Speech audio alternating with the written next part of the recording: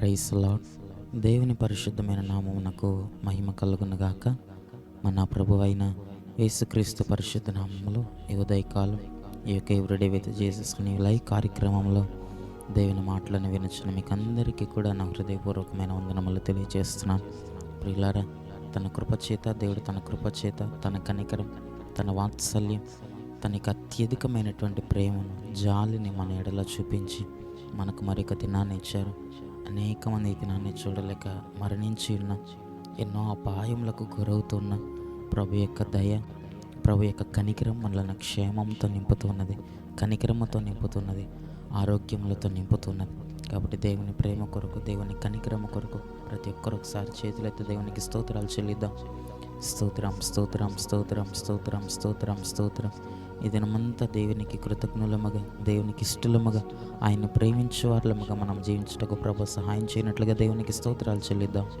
స్తోత్రం, స్తోత్రం, స్తోత్రం, స్తోత్రం, స్తోత్రం, స్తోత్రం, స్తోత్రం. ఆమేన్. మంచిది. కొద్ది నిమిషాలు దేవుని యొక్క వాక్యమని ఉదయకాలం మనం ధ్యానించుకుందాం. చూడండి, బైబిల్ గ్రంథంలో నుండి ఈ ఉదయకాలం దేవుని యొక్క మాటలను మనం ధ్యానించుకున్నట్టు కొరకు విలాప వాక్యముల పుస్తకము, విలాప వాక్యముల గ్రంథము 2వ అధ్యాయము 19వ మాటను, 19వ వచనాన్ని మనం చూసినప్పుడు, నీవు లేచి రేయి మొదటి జామున మొరపెట్టుము, నీళ్లు కుమ్మరించినట్లు ప్రభు సన్నిధిని నీ హృదయమును కుమ్మరించుము, నీ పసిపిల్లల ప్రాణము కొరకు నీ చేతులు ఆయన తట్టు ఎత్తుము అని ప్రభు లేఖన భాగంలో మాట్లాడుచున్నాడు. దైవనామానికి మహిమ కలుగునుగాక. హల్లెలూయా. ప్రియులారా, అక్కడ మనం చదువుతున్నటువంటి ఆ మాటను మనం గమనించినప్పుడు ప్రభు అంటున్నాడు కదా, నువ్వు లేచి రేయి మొదటి జామున నీవు మొరపెట్టుము అని ప్రభు అంటున్నాడు. నీళ్లు కుమ్మరించినట్లుగా ప్రభు సన్నిధిని నీ హృదయమును కుమ్మరించుము. నీళ్లు కుమ్మరించినట్లుగా, నీళ్లు కుమ్మరించినట్లుగా ప్రభు సన్నిధానంలో మీ హృదయములను కుమ్మరించి మీరు మొరపెట్టండి, మీరు ప్రార్థన చేయండి, దేవుని వేడుకొనండి, దేవుని బ్రతిమాలుకొనండి, ఆయన పాదములు పట్టుకునండి. రేయి మొదట జామున లేచానంటున్నాడు దేవుడు. ఎందుకొరకట? నీ పసిపిల్లల ప్రాణము కొరకు, నీ కుమారుల ప్రాణము కొరకు, నీ యొక్క కుమారుల రక్షణ కొరకు, నీ కుమార్తెల యొక్క యవన జీవితము కొరకు, నీ పిల్లల యొక్క భవిష్యత్తు కొరకు దేవుని సన్నిధానంలో ఆయనకు మొరపెట్టుమని ప్రభు అంటున్నాడు. నీవు లేచి రేయి మొదటి జామున లెగిచి ఆయనకు మొరపెట్టు అని ప్రభు అంటున్నాడు. ఆయనకు ప్రార్థించని దేవుడు వేడుకొనుచున్నాడు. నీవు లేచి సియోను కుమారి, యెరూషలేము కుమారి, నీవు లేచి దేవునికి ప్రార్థన చేయని ప్రభు అంటున్నాడు. ఈ రోజుల్లో మనకి ఆత్మీయ జీవితాల్లో దేవుడు మనకు అనుగ్రహించినటువంటి సంతానం, పిల్లలు, యెహోవా మనకు వారు అనుగ్రహించినటువంటి బహుమానం అని బైబిల్ గ్రంథం సెలవిస్తుంది. దేవుడు నీకు అనుగ్రహించినటువంటి ఆ యొక్క గిఫ్ట్, ఆ బహుమానమును మనం భద్రంగా జాగ్రత్తగా కాపాడుకోవాలి. ప్రతిరోజు వారి నిమిత్తం నీవు ప్రార్థించే తల్లులుగా మనం ఉండాలి, ప్రార్థించే తల్లిదండ్రులుగా మనం ఉండాలి. వారి రక్షణ కొరకు, యవన కాలంలో ఉన్నటువంటి పిల్లల కొరకు, నీ యొక్క పిల్లల కొరకు, సంఘంలో సహవాసంలో ఉన్న యవన పిల్లల రక్షణ కొరకు నీవు దేవుని దగ్గర ప్రార్థించే వారులుగా ఉండాలి. ప్రార్థించేటువంటి తల్లులుగా ఈ రోజుల్లో మనం మార్చబడాలి. ఈ రోజుల్లో అనేక మంది యవనస్తులు లోకంలో చెడిపోతున్నారు. అనేక మంది యవన పిల్లలు లోకంలో పాడైపోతున్నారు. చిన్న వయసు నుండి దేవుని దగ్గర ఉండి, దేవుని వాక్యంలోనే తెలిసిన, పరిచర్యలో ఉన్న, ఎన్నో అనుభవాల వారిలో ఉన్న, చిన్న వయసు నుండి దేవుని సేవకుల దగ్గర వారు క్రమంగా ఎదుగుతుండినప్పటికీ లోకం, పాపం వారిని ఆకర్షిస్తున్నది. లోకం వైపు ఆకర్షింపబడుతున్నారు, పాపం వైపు ఆకర్షింపబడుతున్నారు, పాపం వైపు ప్రేరేపింపబడి పాపమును ప్రేమించేవారుగా ఈరోజు అనేక మంది యవనస్తులు అలాగున ప్రేరేపింపబడి తమ జీవితంలో పాడు చేసుకుంటున్నారు. తమ యవన కాలపు జీవితమును వ్యర్థం చేసుకుంటున్నారు. కనుకనే దేవుడు అంటున్నాడు కదా, నీవు లేచి రేయి మొదటి జామున దేవునికి మొరపెట్టు అని ప్రభు అంటున్నాడు.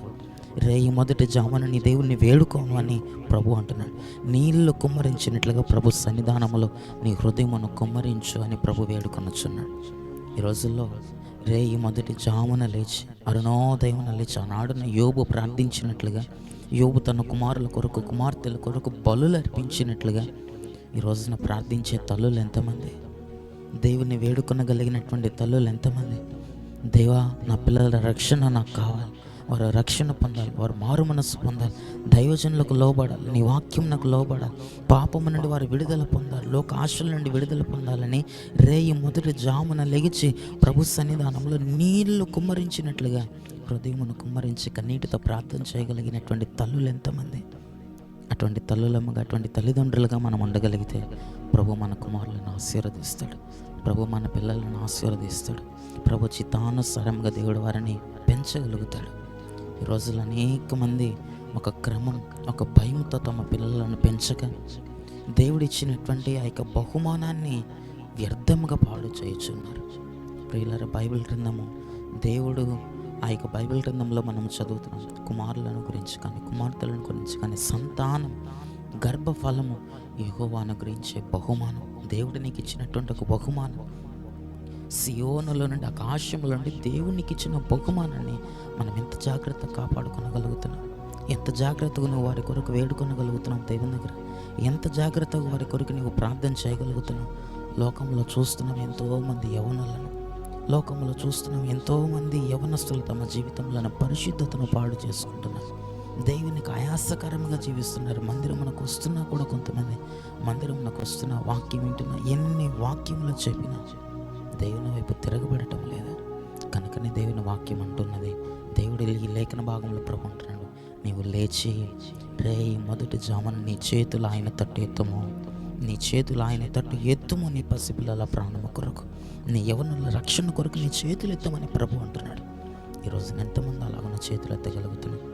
ఎన్ని మార్లు మనం అలాగున రేయి మొదటి జామున కష్టం అనుకోకుండా పిల్లల కొరకు, రక్షణ కొరకు, నీ ఆత్మీయ జీవిత క్షేమము కొరకు, వారి ఆత్మీయ జీవిత క్షేమము కొరకు, నీ యవన పిల్లల ఆత్మీయ జీవితం యొక్క క్షేమం కొరకు ఎన్ని మార్లు మనం ప్రార్థన చేసి ఉంటాం?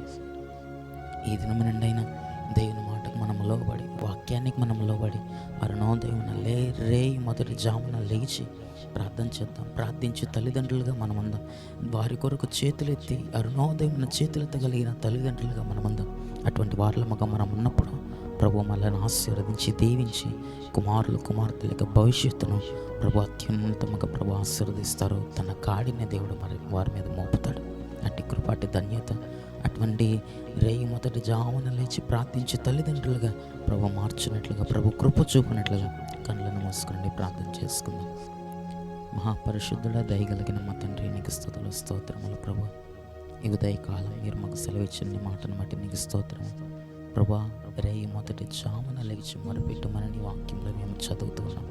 నీళ్లు కుమ్మరించినట్లు ప్రభు సన్నిధానంలో, నీ సన్నిధానంలో మా హృదయములను కుమ్మరించమని ప్రభుని వేడుకుంటున్నట్లుగా బైబిల్ గ్రంథంలో మేము చదువుతూ, మా చేతులు నీ వైపు చాపాలని, నీ వైపు నాకు ఎత్తాలని ప్రభు, యవనుల ప్రాణముల కొరకు, యవనుల రక్షణ కొరకు, మా పిల్లల రక్షణ కొరకు, యవనస్తులకి ఆత్మీయ జీవిత క్షేమము కొరకు ప్రభు నీ వైపు చేతులెత్తమని నీ వాక్యంలో మేము వినుచున్నాం, చదువుతున్నాం.